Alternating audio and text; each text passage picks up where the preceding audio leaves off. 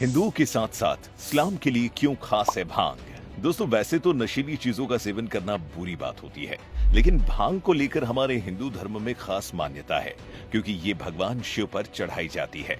लेकिन क्या आप जानते हैं, भांग सिर्फ हिंदू ही नहीं बल्कि इस्लाम धर्म में भी खास मानी जाती है। इतना ही नहीं, और भी ऐसे धर्म हैं जो इस नशीली भांग को बहुत खास मानते हैं। पर क्या आप जानते हैं कौन से हैं वो धर्म और क्यों है उनके लिए भांग खास? सबसे पहले इस्लाम धर्म की बात करते हैं। मुसलमानों के एक वर्ग में नशा करना बुरा माना जाता है, तो वहीं एक बड़ा वर्ग ऐसा भी है जो बहुत ही ज्यादा भांग का इस्तेमाल करता है।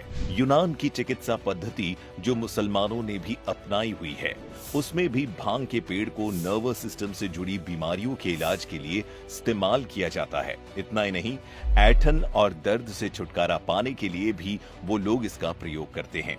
इस्लाम धर्म के साथ साथ सिख धर्म में भी इस पौधे का खास महत्व है।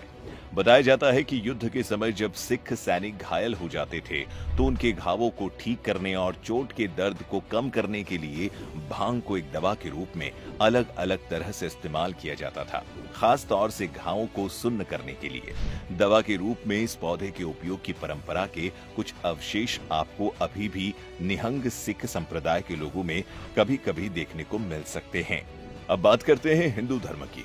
हिंदू धर्म में भांग को सीधे शिव शंभू से जोड़ दिया जाता है।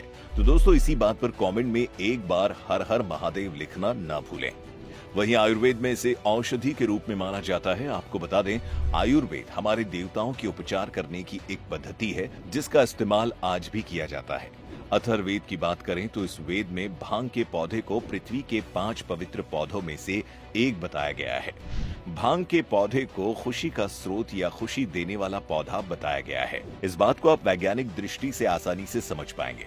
दरअसल जब आप भांग का सेवन करते हैं तो उससे आपके दिमाग में डोपामिन नाम के हार्मोन रिलीज होते हैं, जिसे हैप्पी हार्मोन भी कहा जाता है। और ये हार्मोन आपके मूड को कंट्रोल करने का काम करता है, जिसकी वजह से आपको खुशी महसूस होती है। यही वजह है कि लोगों को इसका सेवन करने की आदत लगती है। अब आपको भांग से जुड़ी एक पौराणिक कथा बताते हैं जो कि शिव पुराण में सुनने को मिलती है। ये तो आप सभी जानते हैं कि भगवान विष्णु ने अपने भक्त प्रहलाद की रक्षा और हिरण्यकश्यप के वध के लिए नरसिंह रूप में अवतार लिया था। लेकिन हिरण्यकश्यप के पापों से भगवान नरसिंह इतने ज्यादा क्रोधित थे कि उसका वध करने के बाद भी उनका क्रोध शांत नहीं हुआ था। नरसिंह जी के क्रोध से पूरी धरती कांप रही थी। तब सभी देवताओं ने शिव जी से प्रार्थना की कि अब आप ही प्रभु का क्रोध शांत करने के लिए कुछ करें।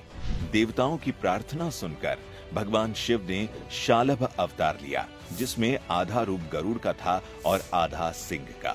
जब भगवान शालभ नरसिंह का क्रोध शांत करने पहुंचे तो दोनों के बीच युद्ध होने लगा।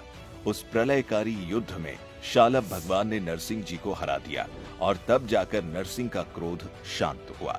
इसके बाद भगवान नरसिंह ने अपनी छाल भगवान शिव को आसन के रूप में बैठने के लिए अर्पित कर दी। श्री हरि और महादेव की इस लीला को देखकर कैलाश पर शिव के सभी गण मस्ती से झूमने लगे और इस उत्सव को मनाने के लिए उन्होंने भांग घोलकर उसका सेवन किया और मतवाले होकर झूमने लगे। इसीलिए आज भी भगवान शिव और नारायण के भक्त शिवरात्रि और होली पर उन्हें याद करके भांग पीते हैं। दोस्तों, आपको ये वीडियो कैसा लगा हमें कमेंट करके जरूर बताएं और साथ ही वीडियो से जुड़े सवाल हमें कमेंट करके पूछना ना भूलें।